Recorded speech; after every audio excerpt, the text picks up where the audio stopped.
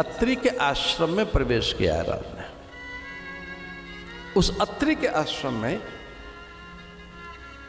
जिस अत्रि की भार्या अनसुईया त्रिदेव परीक्षा में तीनों को दुधमुहा बच्चा बना लेते हैं।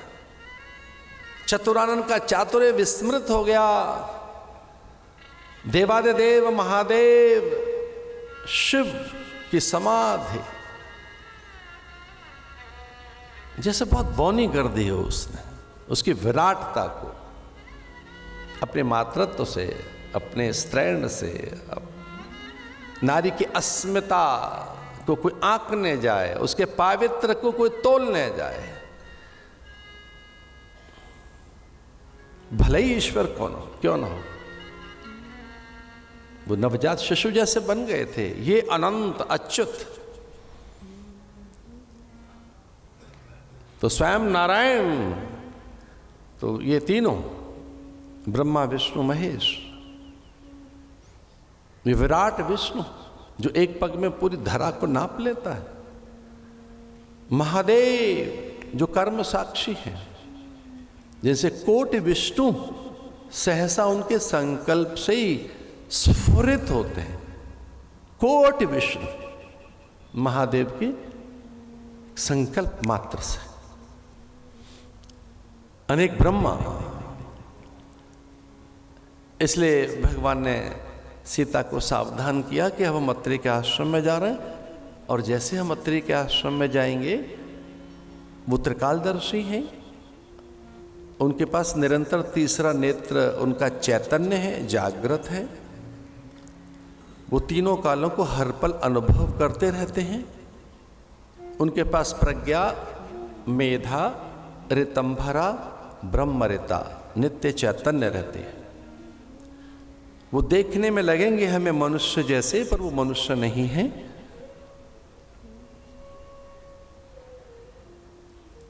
वे मनुष्य जैसे ही हैं पर मनुष्य नहीं है। उनमें दिव्यता, अलौकिकता, नित्य चैतन्य है। उनमें भगवत्ता नित्य जीवंत, जागृत, प्रखर और मुखर है। उनमें ब्रह्म तत्व नित्य मुखर है। और उनकी अर्धांगिनी मेरी मां है अनसुईया। 6 महीने उन्होंने दूध पिलाया। हम उनसे प्रकट हुए दत्त के रूप में। पहला सन्यासी भगवान दत्तात्रेय के रूप में अनसुईया ने ही तो पैदा किया है। त्रैमुख के रूप में, एक मुख ब्रह्मा, दूसरा विष्णु, तीसरा महादेव। इसलिए सीते चूक न हो जाए। पूरे रामायण काल में एक बार ही समझाया है बस राम ने सीता को, बहुत संकोच में। कष्ट हो रहा है राम को कि मैं सीता को क्यों उपदेशित कर रहा हूं। मुझे कुछ भी निर्देश नहीं देने हैं सीता को, लेकिन वो बहुत सावधान कर रहे हैं कि हम जा रहे हैं अनसुईया के आश्रम में, और जैसे ही वो दिखें आप प्रणाम करना हो। हम अत्रि के आश्रम जा रहे हैं। वे त्रिकालदर्शी हैं, संकल्प से कई ब्रह्मांडों की रचना कर सकते हैं। चंद्र की मां है, बुद्ध की मां है, दुर्वासा की मां है, वो मां है ब्रह्मा विष्णु महेश की आद्या जननी है। उन्हें वही सामर्थ्य है जो ललिता राजराजेश्वरी के पास है। कराग्नि नखोत्पन्ना नारायण दशाकृति। आप ब्रह्म कीट जननी, वो ब्रह्म और कीट दोनों को पैदा कर सकती है। वो अनेक विष्णु पैदा कर सकती है। उनके आश्रम जा रहे हैं। वो इतने सरल, सहज और इतने स्वाभाविक और इतने नैसर्गिक हैं कि वो पल्लवों के पात पर ही बैठे मिलेंगे। पल्लव पात बिछौना पर, पल्लवों के पात के बिछौना पर वो यूं ही कहीं पत्र आसन पर मिलेंगे। वो इतने सरल भी है। आश्रम का अनुशासन, वहां सकल सिद्धियां रिद्धियां, वहां देव नमित होते हैं। सच इंदिरा ब्रह्माणी रुद्राणी वहां बुहारी लगाने के लिए लालायित रहती हैं।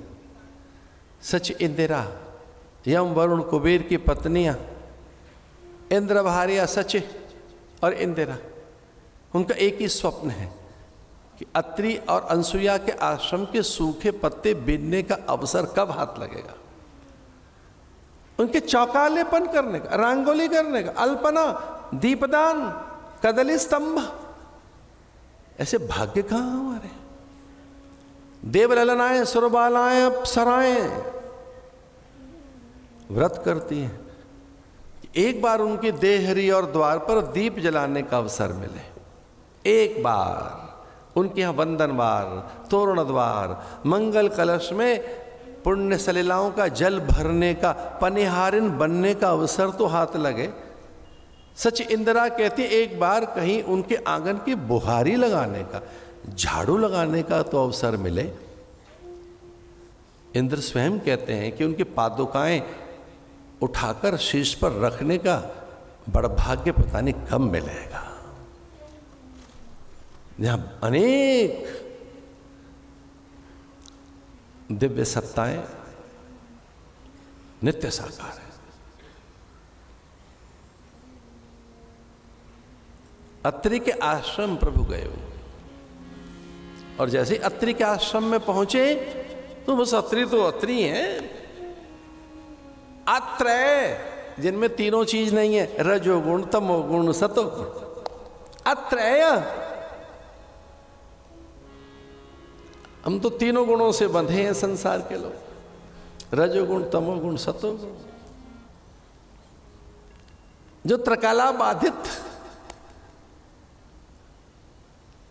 सत्य से परिचित हैं, उस सत्य से जो तीनों कालों में बांधा नहीं जा सकता, ऐसे अत्रि अपने को रोक नहीं पाए, गिर पड़े प्रभु के चरणों में और धूसरित हो गए गात उनके।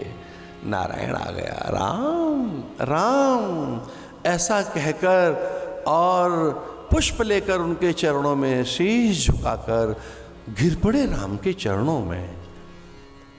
होश आया तो प्रदक्षिणा करने लगे, वंदन करने लगे।